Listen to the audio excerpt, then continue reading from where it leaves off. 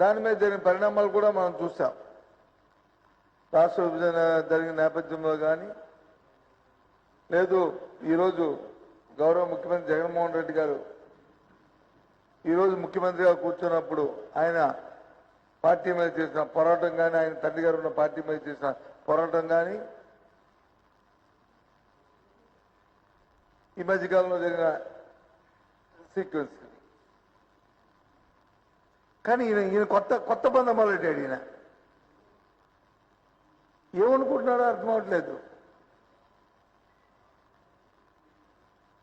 ఏమంటే మళ్ళీ ఇంకో 40 గంటల్లో మళ్ళీ ముందు వస్తాను, మీ ముందుకు వస్తాను. మళ్ళీ ఏమొస్తావు, ముందుకు వస్తావు, ఏంటి వస్తావు, వచ్చి ఏం చేస్తావు? ఇప్పుడు ఏం చేసావు? ఎవరంటే మంత్రులు వచ్చి ఆ రోజు ఈ రకంగా అధికారులు ఉన్నప్పుడు మాట్లాడారు, ముఖ్యమంత్రి గారు శాసనసభలో ప్రతిపక్ష నాయకుడికి ఈ రకంగా మాట్లాడారు అని వెనక ముందు అవి కట్ చేసి ఆయనకి ఏదైతే ఒక వాక్యం ఆ వాక్యాన్ని వచ్చి పెడతాడు ఆయన అందంగా. ఇలాంటి లాజిక్లు, ఇలాంటి మ్యాజిక్లకి ఈయన పేటెంట్. అందరికి తెలుసు, రాష్ట్ర భారతదేశం అందరికి తెలుసు, నేను చెప్పక్కర్లే. మొన్నే ఆయన ఎవరు ఫరూక్ అబ్దుల్లా, ఉమర్ అబ్దుల్లా చెప్పాడు ఏమని, చంద్రబాబు యూఎన్ త్రో లీడర్ అని చెప్పి ఉపయోగించుకుంటాడు, పంపించేస్తాడు అని. రాష్ట్ర రాజకీయాల్లో కాదు, దేశ రాజకీయాల్లో కూడా ఈయన అటువంటి నానుడి పేటెంట్, ఈయన పేటెంట్. ఆయన వచ్చి అంటాడు ఇవాళ పెద్ద పేపర్లో వచ్చి ఇవాళ వెనక్కి తోకముడిచారు. ఏంటి తోకముట్టం?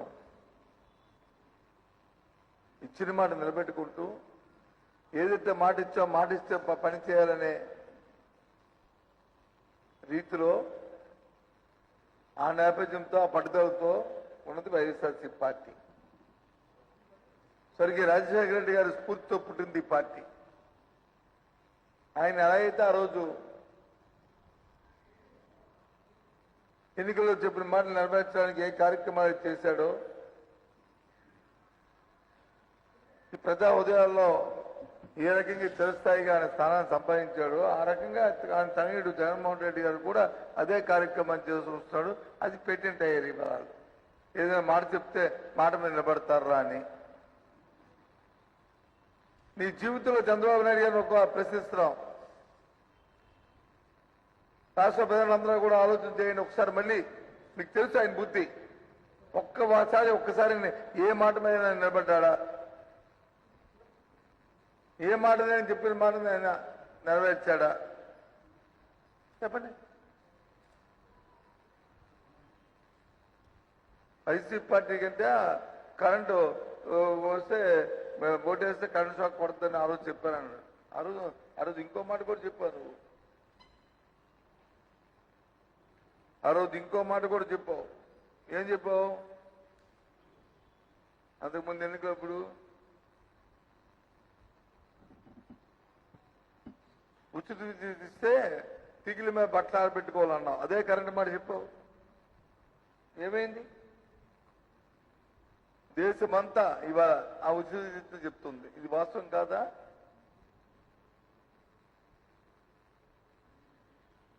మరి అలాగే ఇవాళ వైసీపీ పార్టీకి ఇవాళ ఓటేశారు కాబట్టే, వైసీపీ పార్టీని ఆదరించారు కాబట్టే సమాజం కోసం, సమాజ అభివృద్ధి కోసం, రాష్ట్రంలో 5 కోట్ల మంది ప్రజల కోసం, రాష్ట్రంలో ఉన్న 13 జిల్లా అభివృద్ధి కోసం ఇవాళ జగన్మోహన్ రెడ్డి గారు కంగనం కొట్టుకుని కార్యక్రమాలు చేస్తూ వికేంద్రీకరణని 3 ప్రాంతాల్లో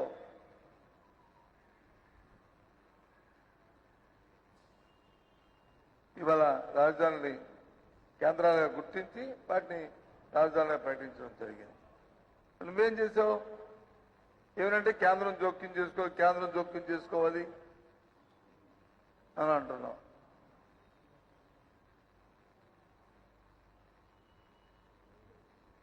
కోర్టులో కేసులు వేయిస్తున్నావు. ఏదో చిన్న చిన్న సాంకేతిక కారణాల్లో లోపాలు ఉంటే అవి పణంగా పెట్టుకొని నీకున్న అనుభవంతో నీకున్న ఏదైతే మ్యానిపులేషన్ ఉన్న అనుభవంతో ఆ మ్యానిపులేషన్ ని అందులో జోడించి రాష్ట్ర అభివృద్ధికి ఆటంకపరుస్తూ ఒక ఎన్ఆర్ఎస్ గారిగా ఇవాళ రాష్ట్రానికి దాపరించావు.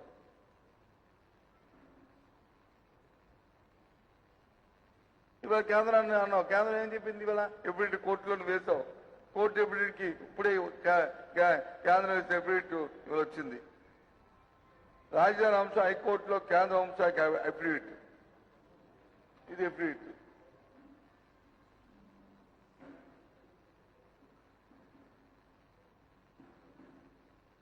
రిట్ పిటిషన్ లో కేంద్రం అఫిడవిట్ వేసింది. ఏమని?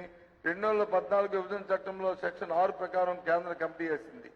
2014లో శివరామకృష్ణ ఆధ్వర్యంలో కేంద్రం ఏర్పాటు.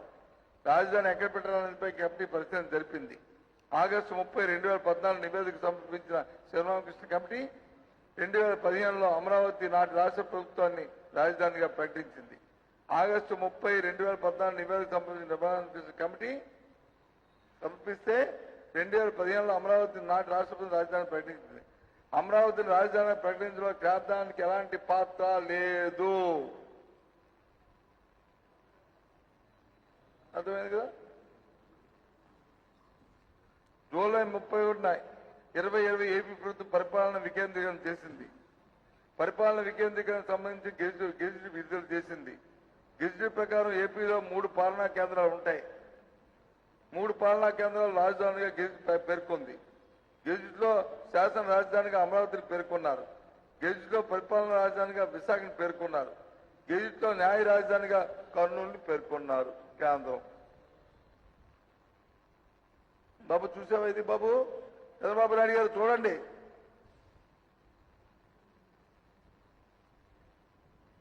ఎందుకంటే ఏదైనా సరే ఏదైనా ప్రజాస్వామ్యంలో రాజ్యాంగానికి లోబడి, చట్టాలకు లోబడి, ప్రజల తాలూకు ఆలోచనలకు లోబడి, ప్రజా శ్రేయస్సుకు లోబడి ఆ ప్రాంతాల అభివృద్ధి ఆలోచనలు పరిగణలో తీసుకొని కార్యక్రమాలు చేయాలి.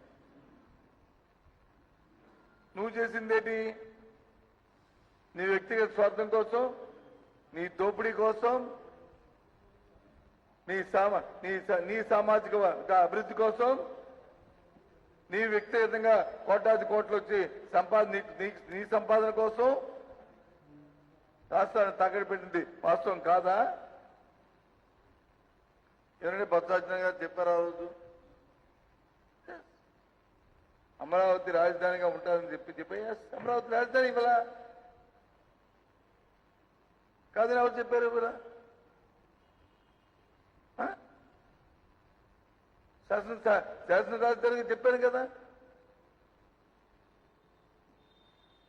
కాదని ఎవరు చెప్పారు? విశాఖపట్నం ఎగ్జిక్యూటివ్ క్యాపిటల్ అని చెప్పాము, 3వ రాజధాని. లెజిస్లేటివ్ క్యాపిటల్ అమరావతి అని చెప్పాము, కాదని ఎవరున్నారు? జ్యుడిషియల్ క్యాపిటల్ కర్నూలు అని చెప్పాము, కాదా? ఏంటి నీ తాలూకుది? ఇవాళ పత్రికలో చూశాను. నా ఎమ్మెల్యే, నాకు తెలుసు నువ్వు ఎమ్మెల్యేలే కాదు, నీ ఎమ్మెల్యేని, నీ ఎంపీని, నువ్వు అందరూ వదిలేస్తావు. ఎందుకంటే నీకు కావాల్సింది నీ స్వార్థం, నీ ఆస్తులు, నీ తాలూకా సమయం వరకు దానికి ఎలా సంపాదించుకోవాలి, ఏ రకంగా చేయాలి, దానికోసం ఎవరినైనా తాకట్టు పెట్టేస్తావు, ఎవరినైనా పణకం పెట్టేస్తావు, ఎవరినైనా వెళ్ళిపోవచ్చు, ఎవరినైనా చంపేస్తావు. వీళ్ళ కొత్త కాదు ఇది. నీ రాజకీయ జీవితం 40 సంవత్సరాల చరిత్ర తీస్తే అందులో పుట్టలుగా ఉంటాయి. ఎవరైనా నీ చరిత్ర రాయిస్తే ఇవన్నీ వస్తాయి. ఒక్క పేజీలో నీ గురించి మంచిగా రాయడానికి ఎక్కడ లేదే. 5 సంవత్సరాలు వచ్చి నీకు అద్భుతమైన అవకాశం ఇచ్చారు. ఈ 13 జిల్లాల్లో నేను ఈ కార్యక్రమం చేశాను, 5 సంవత్సరాల్లో ఒక మంచి కార్యక్రమం చేశానని చెప్పు. లేదు, ఈ రాష్ట్రంలో ఇన్ని వర్గాలు ఉన్నాయి, ఈ వర్గానికి ఒక మంచిగా కార్యక్రమం చేశాను, వాళ్ళని నేను వెన్నుదలను ఉన్నాను అని చెప్పు. మహిళలకు కానీ, రైతులకు కానీ, లేదా యువకులకు కానీ,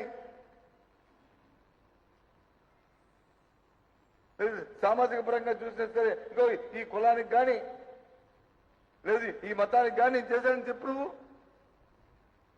నేను పెట్టేంటని చెప్పండి. ఎందుకు చెప్పలేకపోతున్నావు? గత ఎంతకుముందు చేసిన 14 సంవత్సరాలు ముఖ్యమంత్రి పక్కన పెట్టు. గత 5 సంవత్సరాల్లో నువ్వు చేసిన కార్యక్రమం చెప్పు.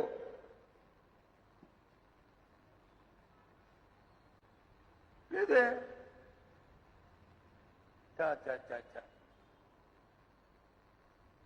పెద్ద పుట్టింగ్లోకి వచ్చి హైదరాబాద్లో కూర్చొని, జూముల్లో కూర్చొని అన్నా ఎవడైనా ఇంకెవడైనా మిమ్మల్ని నమ్ముకొని రాజకీయాలు చేస్తారా చెప్పండి? నువ్వు వదులుకోక్కర్లేదు. నీ డబ్బు కోసం, నీ స్వార్థం కోసం, నీ ధన ఆర్జన కోసం నువ్వు వదులుకోక్కర్లేదు. నీ ఎమ్మెల్యేలను వదిలేస్తారు.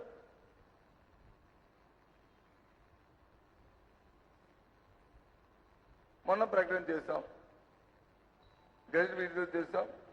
త్వరలోనే విశాఖపట్నంలో ఎగ్జిక్యూటివ్ క్యాపిటల్కి శంకుస్థాపన చేయబోతున్నాం. మిగతా కూడా చేయబోతున్నాం. అమరావతిని కూడా సైమల్టేనియస్ గా మేము డెవలప్ చేస్తాం అని చెప్పాం. చెప్పిన మన్నాడే కోర్టులోకి వెళ్ళి స్టే తీసుకొచ్చి వచ్చి అంటే విశాఖపట్నంలో శంకుస్థాపన జరగకూడదు, విశాఖపట్నంలో అభివృద్ధి జరగకూడదు, కర్నూలులో ఏమీ జరగకూడదు.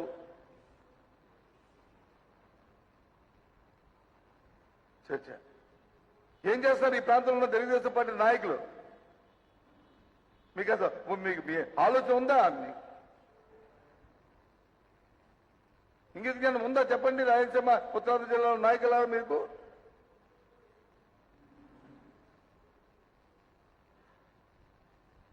పెద్ద పుట్టిగా మాట్లాడతారు. మీకు అధికారం ఉన్నప్పుడైతే మీరేం చేయలేదు.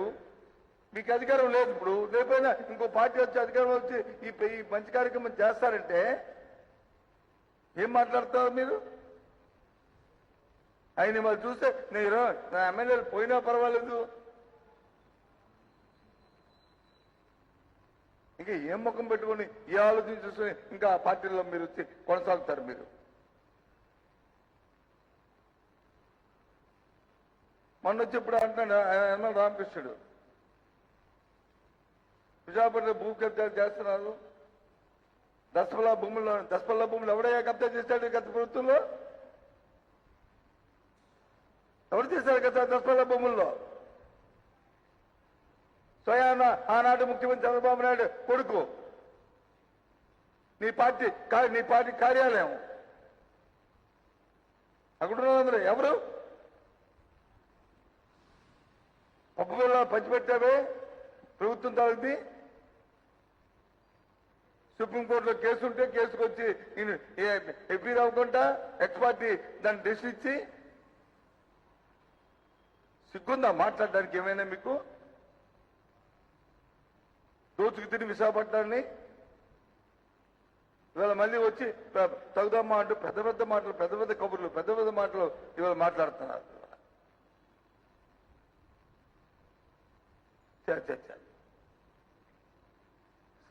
నాకు అర్థం అవుతున్న విషయం ఏంటంటే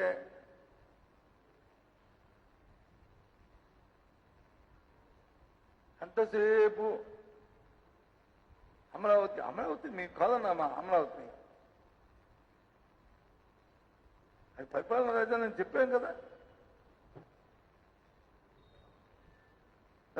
అది శాసనరాజు నేను చెప్పాను కదా. మేము దాన్ని ఏదైతే గత ప్రభుత్వం ఇచ్చిన మాట ఏదవుతుందో మాట ప్రకారం ఆ రైతులకు వచ్చి ఆదుకుంటామని చెప్పాం కదా. ఇవాళ వరకు రైతుకి అనా పైసా కూడా బకాయి లేకుండా ఇచ్చిన దాన్ని ఇంకా ఎన్హాన్స్మెంట్ చేస్తూ కౌలులు ఇస్తూ ఆ అభివృద్ధి కోసం మొన్న నేను వెళ్ళి ముఖ్యమంత్రి గారి ఆదేశాల మేరకు నేను వెళ్ళి పరిశీలన చేసి అన్ని చేసుకొచ్చాం. చూస్తే ఆ రోజు అంత నాకు కడుపు తరుక్కుపోయిందండి.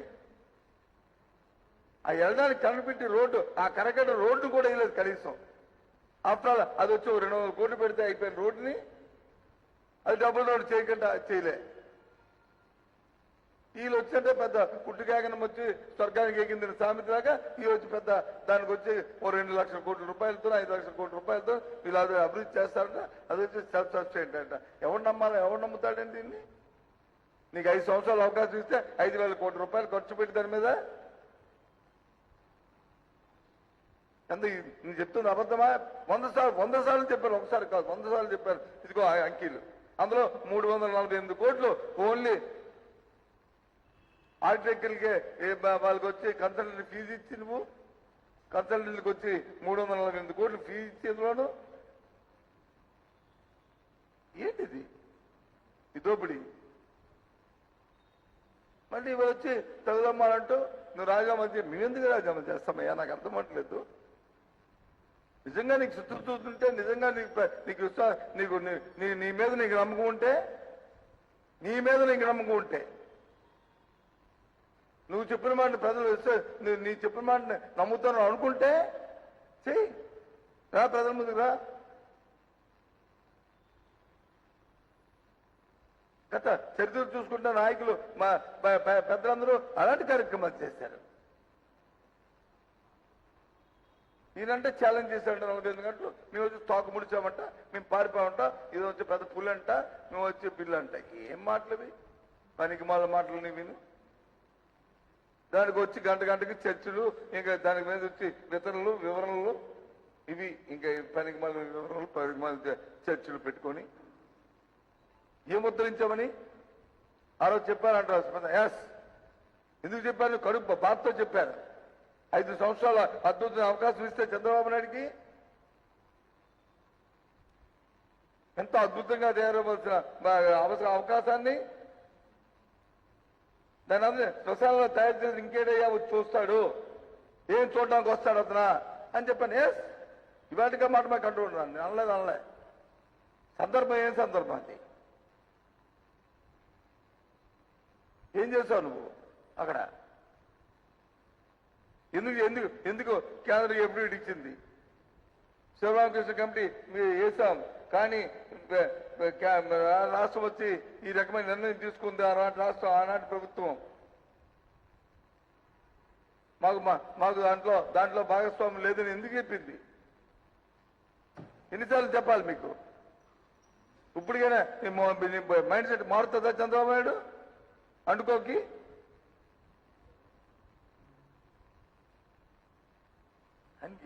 పార్టీ పోయినా పర్వాలేదు, ఎమ్మెల్యేలు పోయినా పర్వాలేదు, ఎంపీలు పోయినా పర్వాలేదు, ఎవరు పోయినా పర్వాలేదు, కానీ ఆయనకు మాత్రం ఆయన సమాజం ఏమైపోయినా పర్వాలేదు, కానీ ఆయన సమాజ వర్గం మాత్రం ఆయన మాత్రం బాగా వాళ్ళు ఎక్కడ బిరామీలందరూ బాగుపడాలి. వాళ్ళ కోసమే ఈ ప్రభుత్వం, వాళ్ళ కోసం ప్రజలు వచ్చి మనల్ని ఎన్నుకున్నారు. ఏంటిది?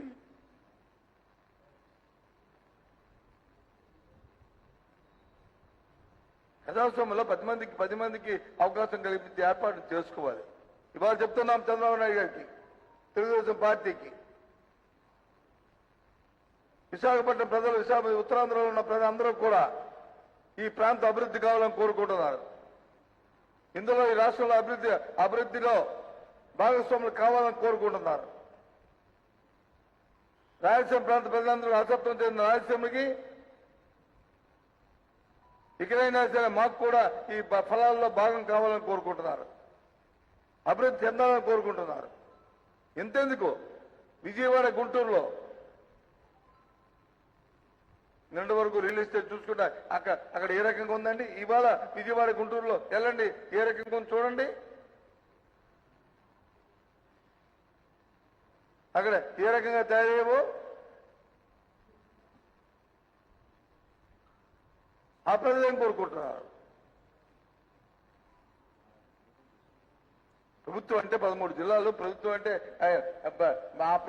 ఆ రాష్ట్రంలో ఉన్న ప్రజలు 5 కోట్ల మంది లేదా 6 కోట్ల మంది, ఎంతమంది ఉంటే ప్రజలు ఆ సంఖ్య ప్రభుత్వం. అంతేగాని ఏ ఒక్కరో ఏ ఇద్దరో ఏ ఒక సమాజ వర్గం కాదు ప్రభుత్వం అంటే. ఇవాళ మొత్తం తగడు పెట్టి తయారైపోయాడు. ఇవాళ చూస్తే నేను ఈనాడు పేపర్, ఉదయాన్నే ఈనాడు పేపర్ చూసి ఆంధ్రజ్యోతి చూసి ఆశ్చర్యపోయాను. ఏంటి భాష ఏంటి, చంద్రబాబు నాయుడు ఏంటి, అంటే ఆయన ఏమనుకున్నాడు, ఈ ప్రాంతంలో ఉన్న ఈ ప్రజలందరూ అక్కర్లేదా, ఉత్తరాంధ్ర ప్రాంతంలో ప్రజలందరూ అటు తూర్పుగోదావరి జిల్లా నుంచి శ్రీకాకుళం వరకు ఈ 4 జిల్లాలు ఈ రాష్ట్ర మ్యాప్ లో లేవా ఏంటి? లేదు అంటే ఆ రాయలసీమ 4 జిల్లాలు ఈ మ్యాప్ల్లో లేవా? అంటే రాష్ట్రంగా ఇది అనుకుంటే ఒక అమరావతి 29 గ్రామాలే అనుకుంటున్నాడు ఆయన.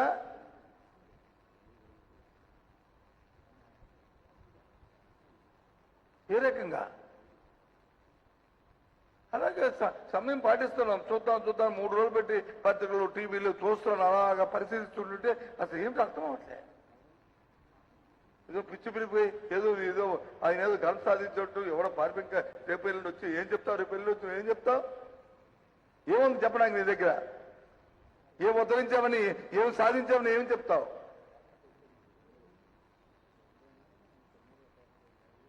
చేసినవన్నీ కూడా తప్పు పనులు చేసి 5 సంవత్సరాలు ఇంకో 20 సంవత్సరాలు వెనక్కిపోయి, ఇంతకు ముందు కూడా చెప్పాను, ఆయన చెప్పడం కాదు నేను చెప్తున్నా, మేము పదే చెప్పి మళ్ళీ చెప్తున్నాం. రాష్ట్ర విభజన కంటే చంద్రబాబు నాయుడు గత 5 సంవత్సరాల్లో ముఖ్యమంత్రిగా ఆయన సాగించిన పాలన, ఆయన పనితీరు, తీసుకునే విధానాలు ఈ రాష్ట్రం తాలూకు అభివృద్ధికి అగాధం అయిపోయినాయి. ఇంకో 20 సంవత్సరాలు వెనక్కి తీసుకుపోయాయి ఈ రాష్ట్రాన్ని ఆయన చేసిన తీరు. ఇది ఇవాళ కాదు చెప్తుంది, ఇంతకు ముందు కూడా చెప్పాం. సమాఖ్యాంధ్ర ఉద్యమం జరిగింది, రాష్ట్ర విభజన జరుగుతున్న నేపథ్యంలో నేను ఆ రోజు ఉమ్మడి రాష్ట్రానికి పిసిసి అధ్యక్షుడిగా ఉన్నాను. కేంద్రం వచ్చి పిలిచింది, ఏం దీని మీద మీ నిర్ణయం జరిగింది, అంత సున్నితమైన అంశం రాష్ట్రానికి సంబంధించిన అంశం అయినప్పుడు ధైర్యంగా ఆ సమావేశానికి వెళ్ళి ఎస్ ఇది నా రాష్ట్రం, నా సొంతం రాష్ట్రం విభజించడానికి వీలు లేదని ఎందుకు చెప్పలేకపోయాం? ఎందుకు చెప్పలేదు? మా నెలలో సమైక్య అని చెప్పి ఎందుకు చెప్పలేదు? చెప్పి అడుగుతున్నాను. నేను ప్రత్యక్ష సాక్షి ప్రతి అంశంలో కూడా ఉన్నాను, కడుపు తరుక్కుపోయింది.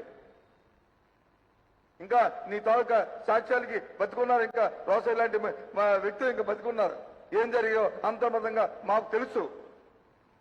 నువ్వు చేసిన నీచమైన కుటుంబమైన చర్యలకి, తీసుకున్న నిర్ణయాలకి, నువ్వు ఇచ్చిన లేఖలకి ఈ రాష్ట్రంలో ఏం జరిగే పరిణామాలు మాకు తెలుసు. ఎవరు ఇంకా లేదు. తప్పుడు పనులు చేసిన పనులు చేసి నీ రాజకీయ స్వార్థం కోసం, స్వలాభం కోసం పెద్ద మాటలు వచ్చి ఇవాళ మాట్లాడుతున్నాడు. ఇవాళ మళ్ళీ పెద్దగా మాట్లాడుతాడు ఇవాళంతా. మళ్ళీ ఆ గతాన్ని మళ్ళీ జ్ఞాపకం తీసుకొస్తున్నాడు ఇవాళ ఈయన ఉద్ధరించిన దానికి. ఆ రోజు కమిటీ వేసి మాది రాష్ట్ర విభజన మా తాలూకా సిద్ధాంతం, మా పాలిట్ బ్యూరో చెప్పింది ఎర్రనాయుడు గారితో లెటర్ పంపలేదు. ఎర్రనాయుడు గారి అధ్యక్షుని కమిటీ వేసి చెప్పలేదా మీరు? లేదు డిసెంబర్ 7వ తారీఖు నాడు రాజశేఖర గారి అధ్యక్షున కేంద్రం వచ్చి సమావేశం పెట్టమంటే పెడితే ఎందుకు నువ్వు నీ అందరికీ ఎందుకు కాదు ప్రతిపక్ష నాయకుడిగా? నీ తాలూకా తాపేదారులు అశోక్ గజరాజ్ని, లేకపోతే నాగం జనార్దన్ రెడ్డిని, లేదా చనిపోయిన ముద్దుకృష్ణాన్ని పంపించి ఏం చెప్పావు? రాష్ట్ర విభజన మా చేయమని చెప్పని ఆ రోజు చెప్పలేదు అనుకో. ఇక్కడ అసెంబ్లీలో తీర్మానం పెట్టమని ఈ 3 నాయకులు వాదించలేదా ఆ సమావేశంలో? ఆ సమావేశంలో నేను లేనా? ఏంటిది? తర్వాత కేంద్ర హోంశాఖ వచ్చి మళ్ళీ పిలిచి మళ్ళీ సమావేశం పెట్టి మళ్ళీ ఆఖరిగా మీ నిర్ణయం చెప్పమంటే మేము పాలిట్ బ్యూరో సమావేశంలో ఈ నిర్ణయం తీసుకున్నాం, ఇదే మాది అంతిమ నిర్ణయం చెప్పిన మాట వాస్తవం కాదా? ఏం రాష్ట్ర ప్రజలందరూ మర్చిపోయారు అనుకుంటున్నావా నువ్వు? నీ నోటు తమాయింపుండి నీ నోటు మాట మాట్లాడితే అంటే అదే అనుకుని అందరూ మర్చిపోతారు అనుకున్నావా? ఏంటిది? ఇవాళ వచ్చి ప్రభుత్వం నిర్ణయం తీసుకుంది, మా పార్టీ విధానం వికేంద్రీకరణ. ఆ నిర్ణయం ప్రకారం గౌరవ ముఖ్యమంత్రి జగన్మోహన్ రెడ్డి గారు ఇవాళ గుమ్మం ముంగటిగా పరిపాలన రావాలని గ్రామ స్థాయి నుంచి ఇవాళ ప్రక్షాళన చేసుకుంటూ వ్యవస్థని పునరుద్ధరిస్తూ కార్యక్రమాలు చేస్తున్నారు. ఫస్ట్ వచ్చి వాలంటరీ వ్యవస్థ, విలేజ్ సెక్రటరీ వ్యవస్థ తీసుకొచ్చాం. రేపు జిల్లాలో చేయబోతున్నాం. ఉన్న 13 జిల్లాలని 23, 25, 26 భౌగోళికంగా అధ్యక్షుడు వేసి వాళ్ళు ఏం చెప్తే ఆ ప్రకారం సాంకేతికపరంగా ఇబ్బందులు లేకుండా ఎవరికి ఇబ్బంది లేకుండా చేయాలని నిర్ణయం తీసుకుని ఆ కార్యక్రమం చేయబోతున్నారు. అందులో భాగంగానే పరిపాలన వికేంద్రీకరణ గురించి 3 రాజధానులు చేసి ఒకసారి లెజిస్లేటివ్ క్యాపిటల్, ఒకసారి ఎగ్జిక్యూటివ్ క్యాపిటల్, ఒకసారి వచ్చి జ్యుడిషియల్ క్యాపిటల్ అని నిర్ణయించి 3 ప్రాంతాలకి 3 పూర్వం ప్రజల తాలూకా అభ్యంతంగా చేస్తున్నారు. చేస్తుంటే ఏంటి చూస్తుంటే అంటే నీకు 29 గ్రామాలలో నీ సామాజిక ప్రజలు తప్ప మరి మేము ఎవరు అక్కలు ఇక్కడ ప్రజలు కాదనుకుంటున్నావు నువ్వు అంటే రేపు ఉదయం రండి రేపు వస్తానంటే ఏం అలా అంత నమ్మకం ఉంటే నీ మీద నమ్మకం ఉంటే చేయి, ప్రయత్నం చేయి. ప్రజాస్వామ్యంలో ఈ ప్రజాస్వామ్యంలో ఏంటి ప్రయత్నాలు చేస్తారు? వాళ్ళకున్న పదవులు ఏమి రాజీనామాలు చేసి మళ్ళీ ప్రజల్లో ఎన్నుకుంటారు. జరిగాయి కదా, పూర్వం జరిగాయి కదా అలాంటి పరిణామాలు. తెలుసు కదా, నువ్వు ప్రతిపక్షంలో ఉన్నప్పుడు, మీ అధికారంలో ఉన్నప్పుడు జగన్మోహన్ రెడ్డి గారు మరి ప్రతిపక్ష నాయకుడిగా ఆ రోజు వచ్చి ఆయనతో పాటు ఎమ్మెల్యేలందరినీ రాజీనామా చేయించి ఏ రకంగా ఎన్నికల్లోకి వెళ్ళాడో చూసాం కదా. నువ్వు చూస్తాం, మేము చూస్తాం. ఒక విధానం, ఒక సిద్ధాంతం, ఒక మాట మీద ఇగో ఇది నా తాలూకా మాట, ఇది నా విధానం, ఇది నా బాట అని చెప్పి వెళ్ళాడు కదా. వెళ్ళు, సిగ్గుపోతారు ఎవరైనా సరే ఈ మాటలు మాట్లాడుతూ చూస్తుంటే. చచ్చ ఫైనల్ చూస్తుంటే ఏమనుందంటే ఎంతసేపు ఆయన కొడుకు, ఆయన ఆస్తి, ఆయన ప్రాపర్టీస్, దాని మీద వచ్చి వాల్యూ యాడ్ అవ్వాలి, పెరిగిపోవాలి, ఆయన బెనామీలు బాగోవాలి. ఇవి తప్ప ఇంకొక వ్యాపకమే లేదు. దానికి వచ్చి తాను ఒకరితో బయలుదేరుతారు. కన్స్ట్రక్టివ్ లేదు, మాటలు లేదు, భాష లేదు. ఇష్టారాజ్యంగా బలగగా వాళ్ళ నోటికి ఏది మాటలు వస్తే ఆ మాటలు మాట్లాడతారు. ఏ రకంగా తయారైందంటే మళ్ళీ మేము చెప్తున్నాం, దయచేసి రాష్ట్ర ప్రధానికి అందరికీ కూడా వైఎస్ఆర్సీ పార్టీ జగన్మోహన్ రెడ్డి గారి అభ్యంతరం ఈ రాష్ట్రంలో ఉన్న 13 జిల్లాల తాలూకా సమగ్ర అభివృద్ధి ధ్యేయంగా ఉన్న 5 కోట్ల మంది మారుమూల ప్రాంతంలో ఉన్న ప్రతి ఒక్కరికి కూడా రాష్ట్ర అభివృద్ధి ఫలాలు అందాలని, సంక్షేమ ఫలాలు అందాలని, ఏ ఒక్కరు కూడా ఏ విధంగా ఏ ఇబ్బందులు లేకుండా ఉండాలని, ఏ చిన్న ఇబ్బంది వచ్చినా బాధ వచ్చినా ఈ రాష్ట్ర ముఖ్యమంత్రి జగన్మోహన్ రెడ్డి ఉన్నారు, పర్వాలేదు, మా అన్న ఉన్నాడు, మా తమ్ముడు ఉన్నాడు, మా మామ ఉన్నాడు అనుకునే ఒక స్థైర్యంగా బతికే విధంగా ఉండాలని ఇవాళ ఈ రాష్ట్ర ప్రభుత్వం పరిపాలన చేస్తుంది. పూర్తిగా ఇలాంటి మోసగారి మాటల్ని, ఇలాంటి వీధి నాటకాలని, ఇలాంటి క్షుద్ర రాజకీయాలని, నీచమైన ఆలోచనతో ఆలోచన చేస్తున్న తెలుగుదేశం పార్టీ చంద్రబాబు నాయుడు అండుకోలాంటి చెప్తున్న మాటల్ని పెట్టండి. దయచేసి ఆ పత్రికలు, ఆ టీవీలు గంటకి ఉతకొందప్పుడిని మరి ఎలా సహిస్తున్నారో మరి రాష్ట్ర ప్రజలంతా తెలియట్లేదు. కానీ ఆ సహిస్తున్న కొద్దిమంది కూడా దయచేసి విస్మరించండి. ఆ వచ్చినప్పుడు ఛానల్ మార్చుకుని ఇంకో ఛానల్ చూడండి, హాయిగా మీ ఉల్లాసంగా ఉంటుంది. హాయిగా ఏ కామెడీ ఛానల్ చూసుకుని దాని మీద బెటర్. కొద్దిగా మనకు ఆరోగ్యం కూడా ఈ కరోనా టైంలో నుంచి బాగుంటుందని చెప్పి కోరుతున్నాను.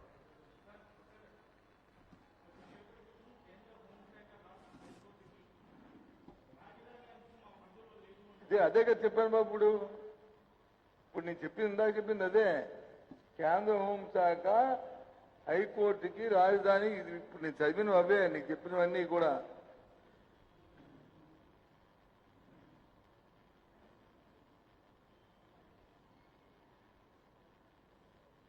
నేను చదివింది అదే బాబు.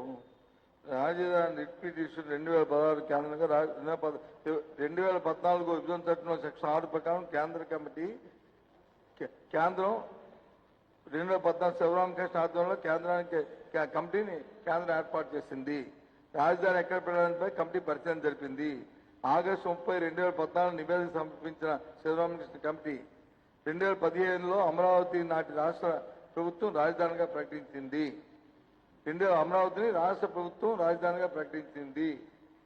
అమరావతి రాజధాని ప్రకటించడంలో కేంద్రానికి ఎలాంటి పాత్ర లేదు అంటే శివరామకృష్ణ కమిటీ ఇచ్చిన నివేదికని పెడచెవిన పెట్టింది, బొట్టులో తోసి బొట్టులో పడేసింది అనడానికి అర్థమే. సొంతంగా వేసిన నాలాంటి మంత్రి నారాయణతో వేసిన కమిటీతో చేసిన ఆ ప్రయోగం వాళ్ళ సొంతం కోసం వాళ్ళ ఆస్తులు కాపాడుకోసం కోసం చేస్తుంది. కాబట్టి జూలై 31న 2020 ఏపీ ప్రభుత్వం పరిపాలన వికేంద్రీకరణ చేసింది. పరిపాలన వికేంద్రీకరణ సంబంధించి గెజిట్ విడుదల చేసింది. గెజిట్ ప్రకారం ఏపీలో 3 పాలనా కేంద్రాలు ఉంటాయి. కేంద్రం 3 పాలనా కేంద్రాలు రాజధానిగా గెజిట్ పేర్కొంది. కేంద్రం గెజిట్లో శాసనసభ రాజధాని అమరావతిని పేర్కొన్నారు. కేంద్రం గెజిట్లో పరిపాలన రాజధాని విశాఖను పేర్కొన్నారు. కేంద్రం గెజిట్లో న్యాయ రాజధానిగా కర్నూలు పేర్కొన్నారు. అంటే అర్థం ఏంటి? రాష్ట్ర ప్రభుత్వం తాలూకు పరిధిలో ఉంది. ఇది తప్ప కేంద్రానికి ఎటువంటి సంబంధం లేదు. ఆనాడు చేసింది అది, దానికే కేంద్రంతో సంబంధం లేదు. ఈనాడు చేసింది కేంద్రం సంబంధం లేదు. రాజ్యాంగబద్ధంగా వాళ్ళు చేసుకున్నారు అని చెప్పడానికి ఇది దర్శనం. అవునా కదా? మరి ఇంకేంటి జగచ్చు పెన్నదండి. ఈయన వచ్చి ఊరిక ఆపు సోపాలు పెట్టి అది చెప్పి పీపీఎల్కి వచ్చి పెట్టారు. పీపీఎల్కి మరి మన గుజరాత్ ప్రభుత్వంలో కూడా పీపీఎల్ వెనక్కి తీసుకుంది కదా. నువ్వు అడ్డుగోలుగా ఎవరికైనా తాకట్లు పెట్టేస్తే, నువ్వు అడ్డుగోలుగా ఎవరికైనా సరే రాష్ట్రం రమ్మేస్తే వచ్చే ప్రభుత్వాలు కూడా దాన్ని ఆచరించాలని ఎలాగా? ఈ ధర్మ నీకు అధికారం ఇచ్చారని చెప్పిన అడ్డుగోలు కార్యక్రమాలు చేస్తే మంచి చేస్తే ఎవరు రక్షిస్తాం, దాన్ని కొనసాగిస్తాం. ఎస్ పర్వాలేదు మంచి కార్యక్రమం అని. తప్పుడు పనులు చేసి దోపిడీ కార్యక్రమాలు చేసి నేను చేశాను కాబట్టి నువ్వు దాన్ని అమలుంచాలంటే నీ విధానం ఇది, మా విధానం మాది, ఎందుకు అనుభవిస్తావు? అర్థం దేనికోసం? విశాఖపట్నం ఉత్తరాంధ్ర ప్రాంతం అభివృద్ధి అవ్వక్కలేదా? లేకపోతే రాయలసీమ ప్రాంతం అభివృద్ధి అక్కలేదా? లేదు కృష్ణా, గుంటూరు, ప్రకాశం, పశ్చిమ గోదావరి జిల్లా అభివృద్ధి అవ్వక్కలేదా? వాటి కార్యక్రమాలు రావక్కలేదా? రావాలి. అందుకే ఈ కార్యక్రమాన్ని చేస్తాం. కానీ చంద్రబాబు నాయుడు కావాల్సింది అంటే ఆయన ఎమ్మెల్యేలు ఏమేమి పర్వాలేదు, ఆయన ఎంపీలు ఏమైపోయినా పర్వాలేదు, ఆ రాజకీయంగా ఉన్న పాపం ఆయన నమ్ముకున్న వాళ్ళు ఏమైపోయినా పర్వాలేదు. కానీ ఆయన కొడుకు, ఆయన ఆస్తులు, ఆయన తాలూకా తాబేదారులు, దానికి సంబంధించిన ఆ కొద్దిపాటి ఆ సామాజిక వర్గం మాత్రం చల్లగా ఉండాలి, ఆ ఆస్తులు పెంచుకోవాలి, ఆ దోపిడీ చేసుకోవాలి, మొత్తం దోచేయాలి. అది మాత్రం ఆయనకు కావాలి. ఓకేనా?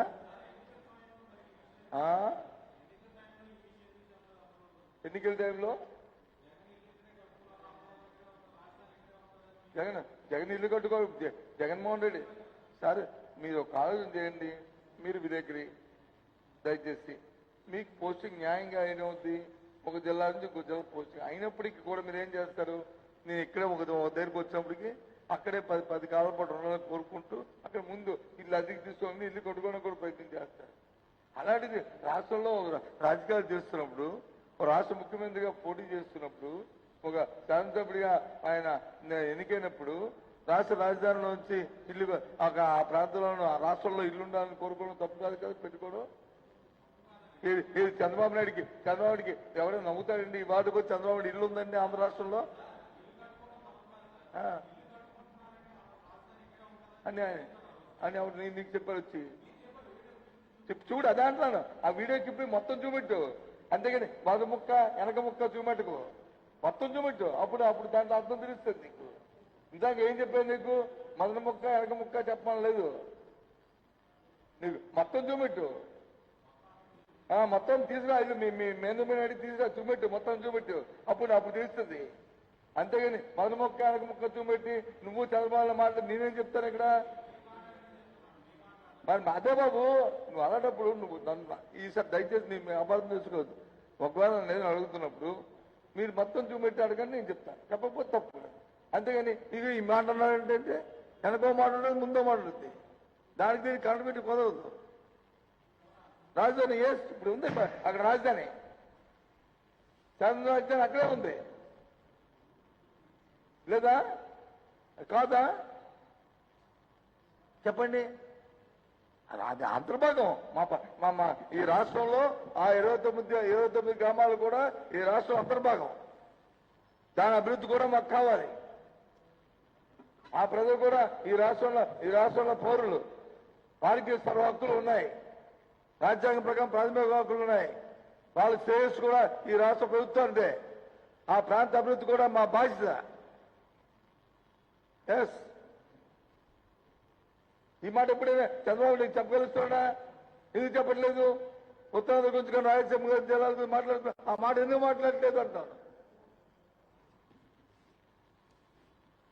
ఆ మాట ఎందుకు మాట్లాడలేదు? ఎందుకు అనట్లేదు? మీ టీవీ ఈటీవీ కానీ మీ ఏబిఎన్ కానీ ఏమయ్యా అది కావాలవుతారు ఎందుకు అనట్లేదు చంద్రబాబు నాయుడిని? ఏమవుతుంది? నోటు పెరగట్లేదా? ఏం మీ మనుషులం కాదా? మేము ట్యాక్స్ కట్టట్లేదా? మీ భారతదేశ ప్రజలం కాదా? మాకు ప్రాథమిక హక్కులు లేవా? మేము ఓటేయలేదా? ఏంటి నాకు అర్థం అవ్వట్లేదు.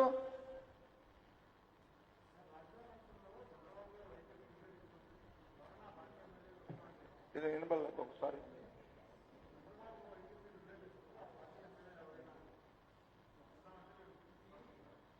చంద్రబాబు నాయుడు విభేదించి వస్తే కాదు, మా పార్టీ సిద్ధాంతాల పట్ల, మా పార్టీ విధానాల పట్ల, మా పరిపాలన పట్ల ఎవరైనా నమ్ముకుంటే ఓకే వెల్కమ్.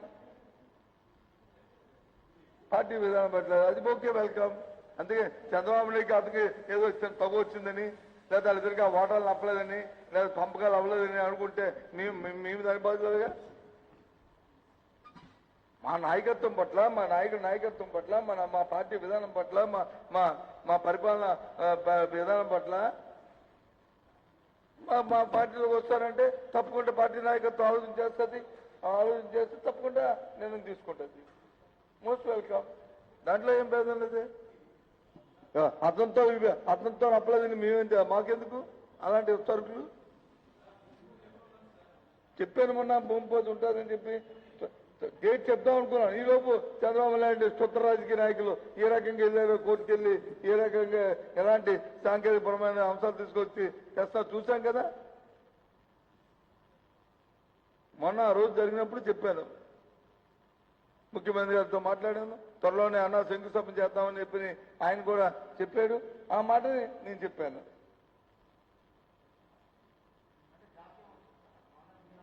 జాప్యం అవ్వకూడదని కోరుకుంటున్నాను. రాష్ట్ర పౌరుడిగా, ముఖ్యంగా ఈ ప్రాంతంలో పుట్టిన వాసిగా నా అభిమతం, నా కోరిక ఒక్క క్షణం కూడా జాప్యం అవ్వకూడదని కోరుకున్నాను. కానీ పూర్తిగా న్యాయస్థానంలో ఉన్న పరిధిలో ఉన్నాయి కాబట్టి ఏవైతే సాంకేతికపరమైన అంశాలు ఏవైనా వాళ్ళు పెట్టుకొని తీసుకొచ్చి ఒకటి అవి కూడా అధిగమిస్తాం. తప్పకుండా ఆఖరి అంతిమంగా విజయం గెలుస్తాను కూడా, అంతిమంగా న్యాయమే గెలుస్తుంది. ప్రజల విజేతలు. అంతేగాని స్వతంత్ర నాయకులు ఆలోచన చేస్తున్న ఇలాంటి నాయకులు ఇప్పుడు విజయం సాధించరు.